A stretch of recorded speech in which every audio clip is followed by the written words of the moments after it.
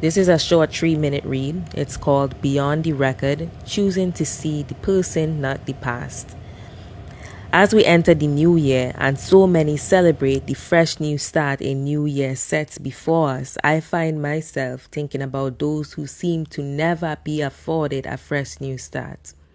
The women and men in our society who were convicted of crimes by a justice system plagued with bias, outright racism, and unfair practices and players are followed by the scarlet letter of C, conviction. Take my husband, for example. He engaged in a criminal lifestyle in his youth and early adulthood, for which he served his prison time.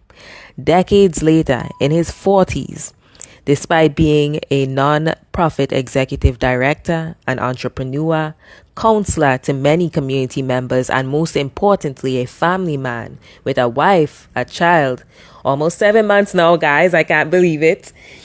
Mr. Barrios and many other individuals with criminal records are constantly prejudged based on the person that they used to be instead of the person they are today.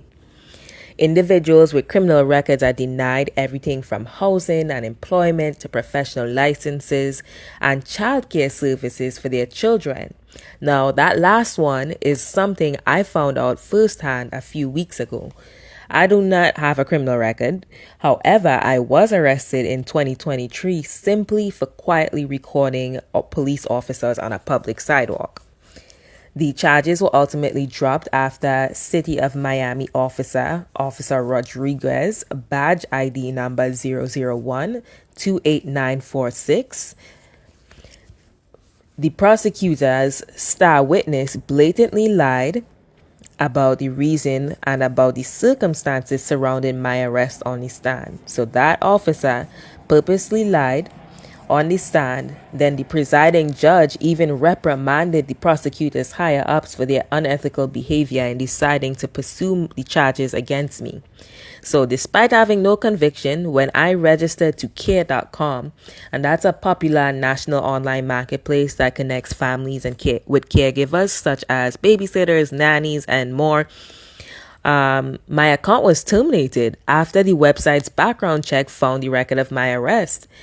There I was in urgent need of childcare services for my 6-month baby boy because my firm was requiring me to return to work in person. However, because in 2023, a group of officers felt emboldened to tackle me, a 5'2" woman holding nothing but a water bottle and smartphone, to the ground and painfully pin me up against the concrete exterior of a wall of a store, I now don't have access to a major network of professional caretakers when I need it. That is my story, but there are many worse stories from individuals with criminal records that are now attempting to establish themselves and care for their loved ones in the correct way, but instead find themselves facing major obstacles. Stories of professional and personal opportunities and connections being destroyed by the revelation that however many weeks, months, years ago, this individual was convicted of a crime. This relegates people with records to the outskirts of society with little to no access to the resources and support systems most of us take for granted. What's worse is that individuals with records are also often targets for police brutality and misconduct by law enforcement, whose biases cause them to see these community members as forever criminals, people undeserving or unworthy of basic decency or civil rights for that matter, based on the conduct of behavior I've seen in the City of Miami police officers here in my little Havana community of Florida. So not only are opportunities denied to these men and women, but they are victimized by overzealous police officers.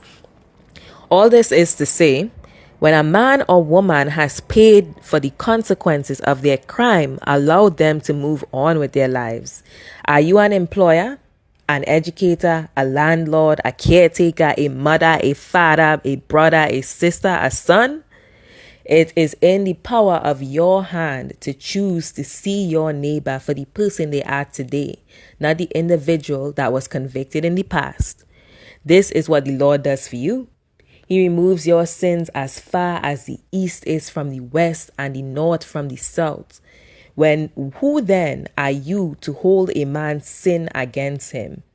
Are you greater or wiser than the God who commanded us to forgive? Sincerely, Jendai Barrios, the wife of Blaze, the voice of truth. Love you guys. Bye until next time.